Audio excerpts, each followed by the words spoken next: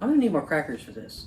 Spyro, one of the best collectathon platformers out there. It's been around since the early PlayStation days and has been a major influence on both the games industry and me. Yeah, I didn't have a Wii growing up. I had a PlayStation 2 Slim. And you'd think that we wouldn't have PlayStation 1 games since we had a PlayStation 2. But have you seen the Spyro games on PlayStation 2? Yeah. These first 3 Spyro games were a majority of what I played back when I was a little kid. Slowly getting farther in each, but having to reset every time because PlayStation 1 games don't save to a PlayStation 2 memory card. What's wrong with my card? So I am well acquainted with the first areas of each game. I was really sad when I found out that Spyro had practically been sacrificed to the Activision overlords to start Skylanders, a children's beat-em-up existing only to sell toys faster than Wham! Oh no! Thankfully, Skylanders died out and finally, we got a full remake of the original trilogy of games. Spyro Reignited Trilogy. I've played through all 3 of these games more times than I can count, and 100%ed them at least thrice. So let's get this started. First up is Spyro the Dragon. I'm glad the title spells it out, because I thought he was a bear. Originally released in the early September of 1998, Spyro the Dragon is a collectathon 3D platformer with an emphasis on exploration. The only goals for most of the game are find this much of X and you can go over to the next area. Spyro the Dragon is surprisingly open-ended, with the return to home platform never really being at the end of a level. More of a, when you're ready, here it is. You can skip multiple levels and even entire areas of the game if you collect enough in the other stages. Personally, I skipped the last 2 levels of Dreamweavers in this playthrough. Each area is fairly distinct, with similarities being few and far between. Hey, that's the same grass texture from Artisans! It's grass. Calm down. The one collectible that will be in all 3 games are the gems. In the first, you only use them for progression, but just wait till you meet the real bear in these parts. The other collectibles in Spyro the Dragon are the Dragon Eggs, which are only really in Magic Crafters and a few in the first couple of worlds, and last, but best of all, the dragons themselves. You see, Nasty Nork got angry at the dragons because they called him ugly, so he trapped them all in crystal. As one does. Every time you free a dragon, a unique cutscene with dialogue plays. These guys are my favorite part of Spyro the Dragon, at least in its reignited version. In the original, most of them just said, "Thank you for releasing me," and left. I get it's to save space on the disc, and I get why most of the models are identical, but man, it's so much better in the remake. But whoever set out to remake T needs to be exiled. So already the game is fun for getting the collectibles and running around as a little dragon, but where are you running around in?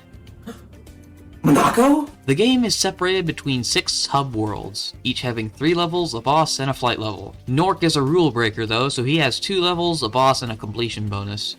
This got complicated fast. The first area of the game is the Artisan Worlds. Generally speaking, the theme is lush and peaceful. Stone Hills and Dark Hollow being prime examples of these. Town Square is definitely not peaceful, but still coheres with most of the theme. The boss level here is Toasty, a big honking scarecrow that walks funny. Turns out he was an intelligent ball of wool. I refuse to play any of the flight levels after this one. I'm bad at them, I hate them, they hate me, and I've already lost enough sanity playing Celeste. The flight level here is hidden behind this tiny puzzle. Just hop on these conspicuous stones and what? If you didn't find it immediately, there's a dragon somewhere in Magic Crafters that spells it out for you. Thank goodness, because I never knew how to spell it. The second area is Peacekeepers. Its themes are Wasteland and War. All 3 levels involve implements of war. Swords, guns, armor, and even snowballs. Truly the most dangerous weapon of them all. 2 levels take place in a desert type of landscape, while the third is an ice-covered cave.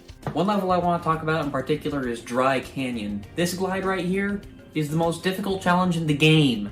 I mean, you have to be frame perfect for this thing. It's ridiculous. The boss is Dr. Shemp, and believe me when I tell you that the bosses do not get any harder from here. Dr. Shemp needs to find another doctor in the immediate vicinity because he's just been diagnosed with evaporation syndrome. The next area is full of annoying little buggers who like to run really, really fast.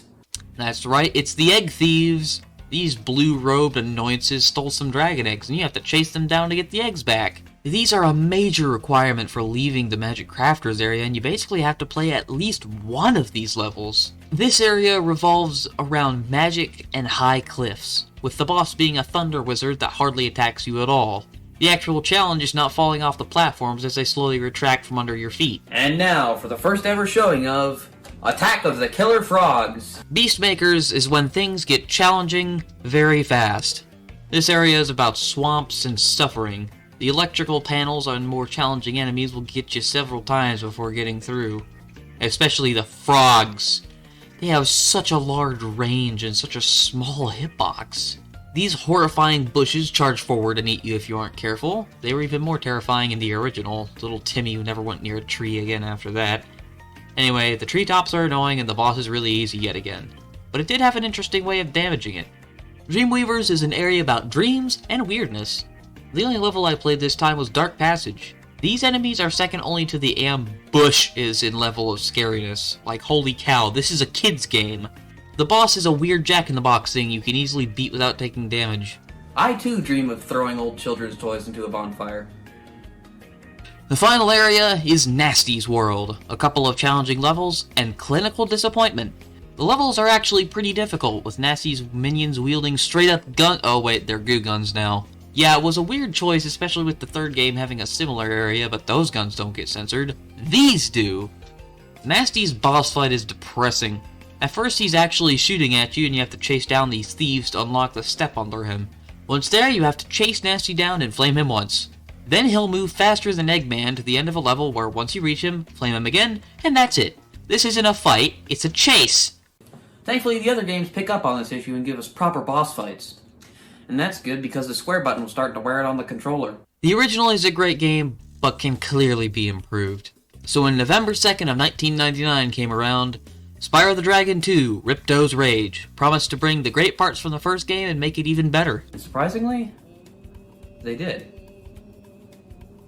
You could actually count on some companies back then. Ripto's Rage is without a doubt my favorite of the original three, with how much it does while still being very much like the original.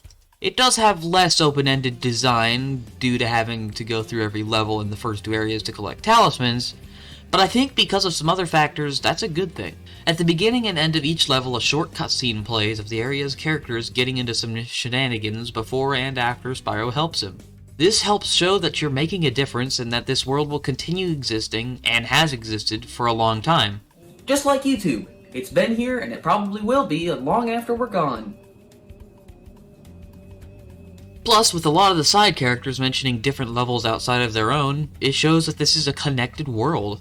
One where the inhabitants aren't confined to their home. The cavemen in the ice area had hockey tickets for a game in Colossus. The inhabitants of Zephyr and Breeze Harbor are at each other's throats, being the villain in the opposing faction's home. There are tons of little moments like this that make the world feel alive, as opposed to the first game where it was more of a sandbox for you to mess around in. Speaking of side characters, this game has several recurring ones. Of course, the main villain, Ripto, shows up fairly often. There is Laura the Fawn, who is definitely a sort of leader for the Avalar squad here.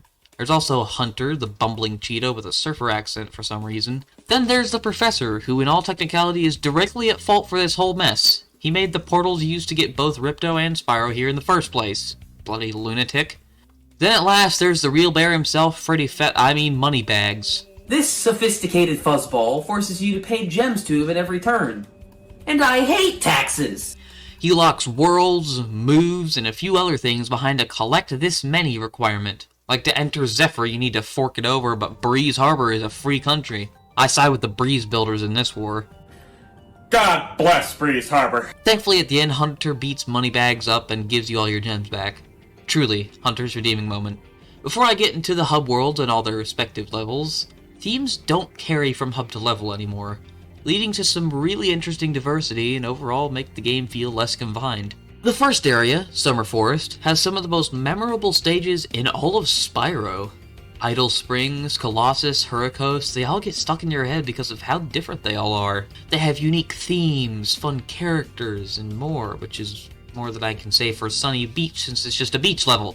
And that's about it. Aquaria Towers is mid. The skill learned here is swimming, which finally makes water not an insta-kill obstacle. I too no longer die from being pelted by water. The boss fight here is against the dinosaur-looking thing called Crush. He's actually a decent challenge, even with the whoops, I 100%ed the game before tomfoolery going on right here. This is going to be a recurring thing because I don't know how to turn it off. Basically, if you 100% the game, you can enter a special area that gives you infinite super flame, and upon making a new file, it gives it to that file as well. So sorry about that. Anyway, the second area is the Autumn Plains, which is the longest area in a Spyro game, or at least in the originals. There are a solid 12 levels in this area, all of which must be gone through to fight the boss. This is probably my only complaint in the game, but some of these feel a little extra. It isn't that bad though. Standouts are Skelos Badlands for being on the original title screen, and the previously mentioned Zephyr and Breeze Harbor areas for their connected nature. The skill learned is climbing ladders. I too needed to pay $500 to climb ladders. Took a night class and everything. Honestly, Moneybags, can you please learn common decency? So the boss here is Gulp, Crush's older brother, presumably. Now, normally this boss fight is very hard and will probably take multiple attempts to beat. But here... Yeah, 100% bonuses in these original games were legendary. The final area is the Winter Tundra. While it does have some cool levels and an interesting skill in the form of the head bash, you can skip every single level here by having 50 orbs, which I did by this point. So yeah, Robotica Farms can stay under communist authority, see if I care. I'm living in the United States of Breeze Harbor. The final boss is, of course, Ripto. He has this awesome mechanic of collecting colored orbs to get abilities to hit him, but 100% cheese works too. He actually has 3 phases. One where he's on the ground, one where he rides a big honking mecha Gulp, and one where he flies a mechanical Pteranodon and you have to use the power of friendship, flight, to take him down. After this, Ripto falls into lava and dies. Yes, we never hear from him again. He's dead. With all that wrapped up, you can finally go to Dragon Shores, but if you haven't completed most of the game, you can't enter the freaking park. Are you kidding me? That wraps up the second one, and considering it's my favorite, I was overjoyed I got to play it again. Can't say the same for the third one. Spyro Year of the Dragon. Released in October of 2000, right after Y2K finished being a problem. The goal of the game this time around is to collect dragon eggs that were stolen by the evil sorceress. This game has a lot to offer to a lot of people, with multiple playable characters in some sections, dozens of minigames with unique control styles and challenges, and multiple well-made cutscenes about the game's protagonists and villains. Those aforementioned minigames include a full-on skating one in multiple areas. The fact that it controls like garbage is another issue entirely. However, there are no longer the fun before, after, or completing level cutscenes, so that's sad. And while the NPCs are quite often in the homeworld, the place doesn't feel very connected at all. There's no real references to other areas, there's no competing faction type things, there's hardly ever a common species between 2 areas aside from the Rhinox, which are, in my opinion, the worst baddies in the originals. And when we have the Draclets, that's saying something. Like, they show up everywhere, but unlike the Norks, leave hardly any room for other enemies. They're a problem in a level? Rhinox. They're a boss to be fought mid-level? Rhinox. There's some sort of mission to be done? Beat the Rhinox! I never want to see another Rhinox ever again. The only time I remember the enemies not being Rhinox was in the Wild West level that had the bandit dinos. The annoying bear returns here, and while not locking as many things, he locks the new characters in cages and you have to pay to release them. Thankfully, this is well worth it as they all beat up Moneybags upon release. Take my money. Speaking of these new playable characters, you find one in each hub world, each with their own moveset, homeworld, and personality. The first one is the kangaroo, Sheila. She can jump high and kick things. Her personality is Australia. She's fun sometimes, but is very annoying to use just walking around. Let's just say horizontal movement is not her strong suit. The second one is Sergeant Bird, a military penguin. This guy is a blast to control. He uses bloody rocket launchers and has some great music in his homeworld too. Whatever the hummingbird resistance is resisting, they're going down. The third is a myth. There is no third side character. But if it did exist, it would be called Bentley the Yeti and be an annoying, slow, bulky mess that happens to have a horrible boxing minigame. He also speaks Shakespeare. The final of these playable side characters is Agent 9, a clinically insane monkey with a need to off as many Rhinox as possible. I sympathize. He's really fun to play and is really responsive in the remake. But in the original, he was terrible. Like my self-esteem. The first area is Sunrise Spring. It has approximately 1 memorable level with Molten Crater. I just think the stone people are more interesting than Roman numerals, sky level, and average beach. The boss here is Buzz, a mutant frog-looking thing. The bosses in this game are a lot freakier than the others and sport some good mechanics on top of that. Buzz is fairly simple, but can be difficult at times. The second area is fairly interesting. It has Sergeant Bird, a cool swap level, a panda-themed area, and several others. This is probably the most fun I had during this game aside from Agent 9's levels.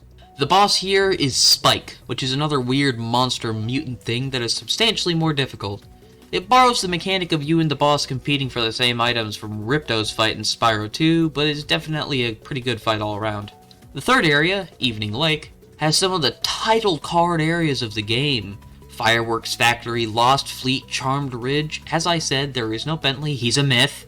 The boss here is Scorch, the most difficult, freaky looking, and interesting of the boss fights. You have to use these rocket ammo drops to shoot at him. The final area of the game, Midnight Mountain, is pretty fun. With gunslinging dinosaurs, ancient tombs, and crystallized islands, this is probably the most all-over-the-place area of the trilogy in general. Speaking of gunslinging dinos, remember how the guns in Nasty's world were censored?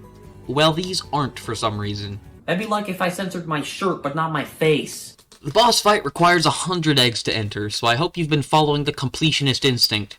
The sorceress fight is a disappointment. It doesn't have a cool cutscene, a decent fight, or good controls, and at the end of it, it's implied that she survived the lava. No, I'm not 100%ing the game again to boil a dinosaur for good. The ending cutscene is nice, though. No, that's not Bentley. I told you, he's a myth! So that's all 3 Spyro games, nostalgia in a box. These got me into video gaming in the first place, so I can't imagine where I'd be without them. There is a nice Waffle House down the street.